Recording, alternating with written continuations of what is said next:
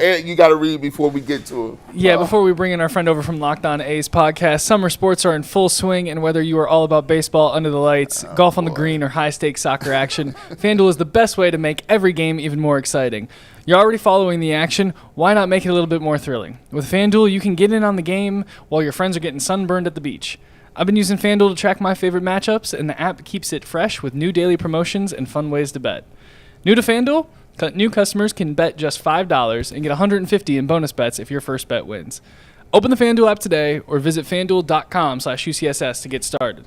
And I'd like to bring in Bunni from the Locked On A's podcast, guys. Hey, how you doing today? Boys, how you guys doing? Hey, listen, man, we're doing good. By the way, I must say, I love one of the most classic uniforms of all time is the classic A's uniform with the white cleats. Top 5 to me, bar none, in all of baseball. Yeah, A's have always been great with their classic uniforms, right? The white one with the A's here, or the green one with the A's there. They have the yellow one this year going on with the A's. Absolutely, no question. I'm trying to figure out why you ain't got Mark McGwire on the wall. You know what? They just didn't have it. When you look back at McGwire, though, you look back at his career, it's more of a Cardinal, right, than an A. Absolutely, he had the rookie year with the A's and part of the Bash brothers and part of the history, but he was part of the many guys we just kind of left, you know. Yeah. Are y'all considered Oakland A's or Sacramento? We don't have a city right now, man. We don't have a city right now, man. We're considered athletic. Only team in the history of sports not to have a city. So we don't have a city right now. That is crazy. But I'm wondering, So crazy. when you look at the A's lineup, and obviously, you know, the A's and Guardians kick off a series this weekend. When you look at the A's, they're sort of like a small market team, not a lot of money to spend. But the amount of gorilla monsters that they have assembled in the lineup makes me envious as someone living in Cleveland who I just watch how they've done this. And walk me through how their lineup has come together. Obviously, you kind of sort of picked Rooker up off the scrap heap from Minnesota. But just the way that this lineup has been assembled and fallen into place, I don't know. I mean, the pitching's still got to come, but this team can absolutely mash. Absolutely mash, and that was the story with them last year, too. Second half, and it's all from within the franchise, right? You got Lawrence Butler, who was a 6th-round pick. You got Jacob Wilson, rookie shortstop. He's probably batting second. You got Nick Kurtz, 4th-round pick from last year. You got Max Muncy, who was a 9th overall pick in 2021, I want to say, or a 1st-round pick. You got Tyler Soderstrom, who was a 1st-round pick in 2022. So the big thing with the A's and what has been their deal throughout history is they've drafted about as good as anybody, and they've developed these players. And more than that, with the A's and not signing the free agents, they've been given an opportunity to play at the big league level, where other franchises really don't give those rookies a shot. So that's the huge thing with the A's right now. I mean, Shea Langelier's 9th overall pick that we traded for. So you look at our lineup, you look at who we have. It's exciting as far as the future goes. And yes, the pitching has to come together. That's always been the big issue. But geez, I mean, we're a fun, exciting team right now. We're playing good ball right now, and we're playing loose. So I think it's going to be a real fun series against the Guardians this weekend. You know, Bunni, you just mentioned something to me as we talk about the Guardians here. It looks like you guys are the exact opposite of the philosophy of the Guardians.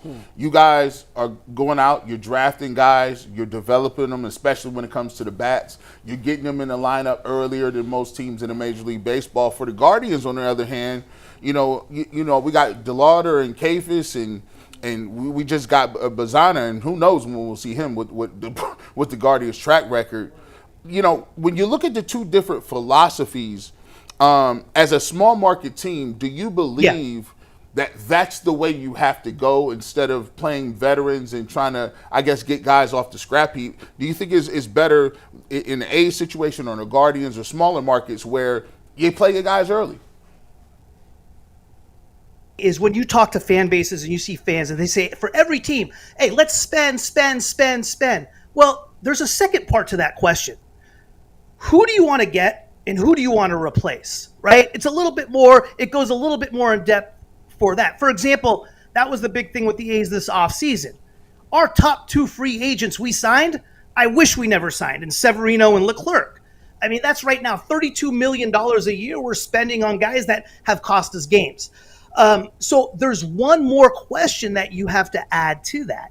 With regard to the Guardians, I think the big thing with the Guardians is simply getting Bieber back, right? I mean, he had his rehab assignment yesterday. I mean, he's a legit number 1, and how is he going to be when he comes back? But the Guardians have been great over the last several years, and you have a legitimate superstar in Ramirez. But the thing with the Guardians is getting their best pitcher back. The bullpen's been nuts, and you've had hitters that have let you down a little bit with regard to Lane Thomas and a couple other ones. And tomorrow is a big pitcher for you in Slade, and you gave up a big hitter for him. So I think the Guardians are there. As far as not spending versus spending, again, the question is one step further. Who do you want to get, and who do you want to replace? Let me ask you, you talked about the A's and how they need to get the pitching together. But would you, if he was made available, okay, and y'all was closer, I know right now y'all like 11 games. 11, yeah, we're right there. Yeah. If you was closer, would you, not knowing that Shane Bieber has not pitched this year, would you be okay if the A's had went after him? Let's say y'all was like 2 games out. Yeah, I love Bieber. I want to hit him in the offseason. I thought it was a steal for the again, this is me looking back in the offseason. I've been wrong a lot this year. But I love Bieber. I still think he has his stuff. You come back from that type of injury, who knows how you're going to come back. You could come back better. You could come back worse. It should be interesting to see what the Guardians do in the next 2 series. I think that's going to decide what they do in the end of July. They're only 4.5 back.